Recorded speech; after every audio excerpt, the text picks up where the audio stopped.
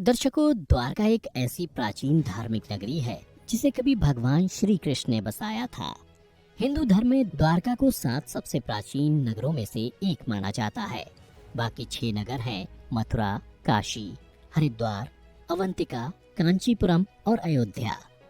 कुछ लोग द्वारका को द्वारावती, कुशस्थली, आनर्तक, ओखा मंडल, गोमती द्वारका, चक्र तीर्थ, अंतरद्वीप और वाणी दुर्ग के नाम से भी जानते हैं। इस शहर के चारों ओर बहुत लंबी दीवारें थीं, जिसमें कई द्वार थे। कई द्वारों के शहर होने की वजह से ही इस नगरी का नाम द्वारका पड़ा। परंतु अब यहाँ ये सवाल उठता है कि श्री कृष्ण की मृत्यु के बाद अचानक ऐसा क्या हुआ कि ये पूरी नगरी जलमग्न हो गई। दर्शकों, आज की इस वीडियो में हम आपको बताएंगे कि आखिर कब, क्यों और कैसे डूबी श्री कृष्ण की नगरी द्वारका।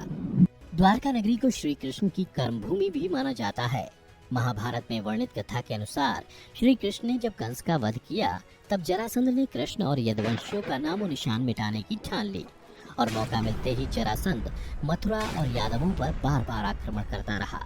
धीरे धीरे उसके अत्याचार बढ़ने लगे, तो अंत में यादवों की सुरक्षा के लिए श्री कृष्ण ने मथुरा को छोड़ने का निर्णय लिया और मथुरा से निकलने के बाद भगवान श्री कृष्ण ने एक ऐसे नगर की स्थापना की जो विशाल और सुसंगत था।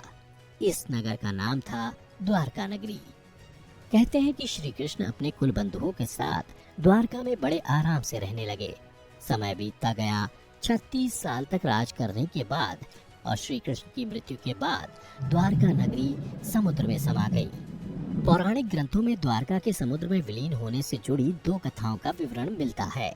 पहला, माता गांधारी द्वारा श्री कृष्ण को दिया गया श्राप, और दूसरा ऋषियों द्वारा श्री कृष्ण पुत्र सांब को दिया गया श्राप। कथा के अनुसार महाभारत युद्ध में कौरवों पर विजय प्राप्त करने के पश्चात जब युधिष्ठिर का हस्तिनापुर के राजमहल में राज तिलक हो रहा था, तब कौरवों की माता गांधारी ने अपने 100 पुत्रों के वध और महाभारत युद्ध के लिए श्री कृष्ण को दोषी ठहराते हुए श्राप दिया कि जिस प्रकार कौरवों के वंश का नाश हुआ है, ठीक उसी प्रकार यदुवंश का भी नाश होगा। जबकि दूसरी कथा के अनुसार महाभारत युद्ध के 36 वर्ष पश्चात द्वारका में तरह तरह के अपशकुन होने लगे। तब एक दिन महर्षि विश्वामित्र, कर्ण, देवर्षि नारद आदि द्वारका आए। वहाँ यादव कुल के नवयुवकों ने उनके साथ परिहास करने का सोचा। इसके लिए वे श्री कृष्ण के पुत्र सांब को स्त्री वेश में ऋषियों के पास ले गए और कहा कि ये स्त्री गर्भवती है। आप लोग बताइए कि इसके गर्भ से क्या उत्पन्न होगा। नवयुवकों के ऐसा कहने के बाद ऋषिगण ध्यान करने लगे और जब उन्हें पता चला उनके सामने ये सभी जिसे स्त्री बता रहे हैं वो वास्तव में एक पुरुष है, तो उन लोगों को बड़ा क्रोध आया और फिर उन्होंने नवयुवकों से कहा, तुम लोगों ने हमारा अपमान किया है, इसलिए श्री कृष्ण का यह पुत्र एक लोहे के मूसल को जन्म देगा, जिससे तुम लोग अपने समस्त कुल का संहार करोगे। उस मूसल के प्रभाव से केवल श्री कृष्ण व बलराम ही बच पाएंगे। उधर श्री कृष्ण को जब ये बात पता चली तो उन्होंने कहा, ये बात अवश्य सत्य होगी। मुनियों के श्राप के प्रभाव से दूसरे ही दिन सांब ने मूसल को जन्म दिया। जब ये बात राजा उग्रसेन को पता चली तो उन्होंने उस मूसल को चुराकर समुद्र में फेंकवा दिया। इसके बाद राजा उग्रसेन व श्री कृष्ण ने नगर में घोषणा करवा दी कि आज से कोई भी वृष्णि व अंधकवंशी अपने घर में मदिरा तैयार नहीं करेगा, और यदि ऐसा करता कोई भी व्यक्ति पकड़ा जाएगा तो उसे मृत्यु दंड दिया जाएगा। घोषणा सुनकर द्वारकावासियों ने मदिरा नहीं बनाने का निश्चय किया, परंतु फिर भी इसके बाद द्वारका में भयंकर अपशकुन होने लगे। प्रतिदिन आंधी चलने लगी, चूहे इतने बढ़ गए कि मार्गों पर मनुष्यों से ज्यादा चूहे दिखाई देने लगे। उस समय यदुवंशियों को पाप करते शर्म नहीं आती थी। उधर नगर में होते इन अपशकुनों को देख भगवान श्री कृष्ण समझ गए कि कौरवों की माता गांधारी का श्राप सत्य होने का समय आ गया है। उन्होंने देखा कि इस समय वैसा ही योग बन रहा है जैसा महाभारत के युद्ध के समय बना था। फिर श्री कृष्ण ने यदुवंशियों को तीर्थ यात्रा करने की आज्ञा दी। श्री कृष्ण की आज्ञा से सभी राजवंशी समुद्र के तट पर प्रभास तीर्थ आकर निवास करने लगे। प्रभास तीर्थ में रहते हुए एक दिन सात्यकी ने आवेश में आकर कृतवर्मा का उपहास उड़ाया और अनादर कर दिया। कृतवर्मा ने भी कुछ ऐसे शब्द कहे कि सात्यकी को क्रोध आ गया और उसने कृतवर्मा का वध कर दिया। यह देख अंधक वंशियों ने सात्यकी को घेर लिया और हमला कर दिया। सात्यकी को अकेला देख श्री कृष्ण के पुत्र प्रद्युम्न उसे बचाने दौड़े और सात्यकी और प्रद्युम्न अकेले ही अंधक वंशियों से भिड़ गए।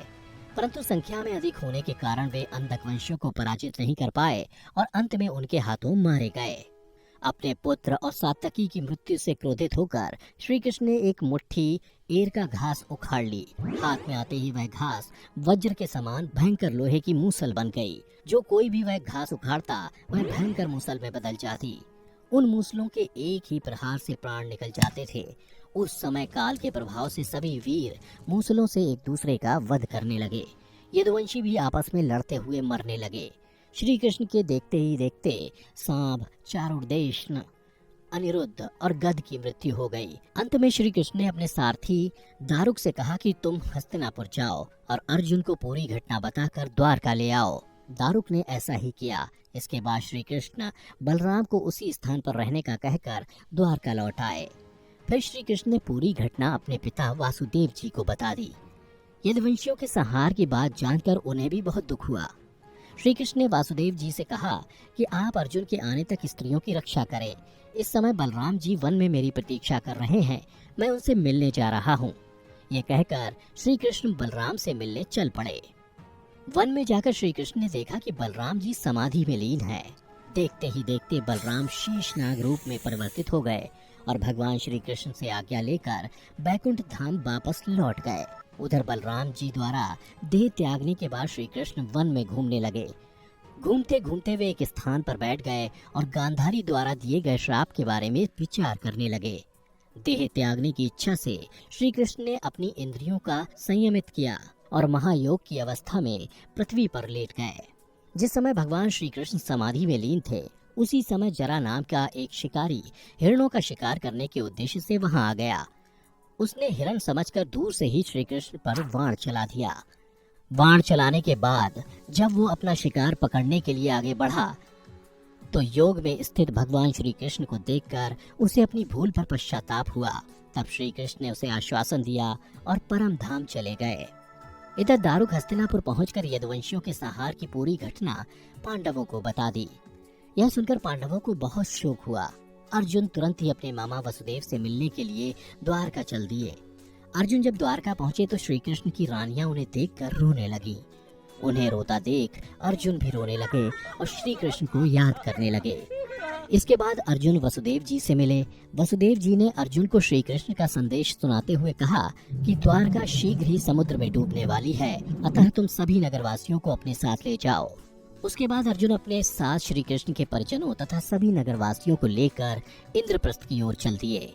उन सभी के जाते ही द्वारका नगरी समुद्र में डूब गई। यह दृश्य देखकर सभी को बड़ा आश्चर्य हुआ और 2005-2007 में भारतीय पुरातत्व सर्वेक्षण के निर्देशन में भारतीय नौसेना के गोताखोरों ने समुद्र में समाये द्वारका नगरी के अवशेषों को खोज निकाला, जो इस पौराणिक कथा की प्रामाणिकता को साबित कर चुका है। इस खोजी टीम को समुद्र में 560 मीटर लंबी द्वारका की दीवार भी मिली। इतना ही नहीं, उन्हें पौराणिक समय के कुछ बर्तन भी मिले जो 1528 ईसा पूर्व से 3000 ईसा पूर्व के हैं। खोजकर्ताओं की माने तो समुद्र की गहराई में मिली ये नगरी लगभग 9000 साल पुरानी है। तो दर्शकों, उम्मीद करता हूँ कि आपको हमारी ये कथा पसंद आई होगी। अगर पसंद आई हो तो ज्यादा से ज्यादा लाइक और शेयर करें। साथ ही ऐसी ही पौराणिक कथा की जानकारी के लिए अभी हमारे YouTube चैनल को सब्सक्राइब करें।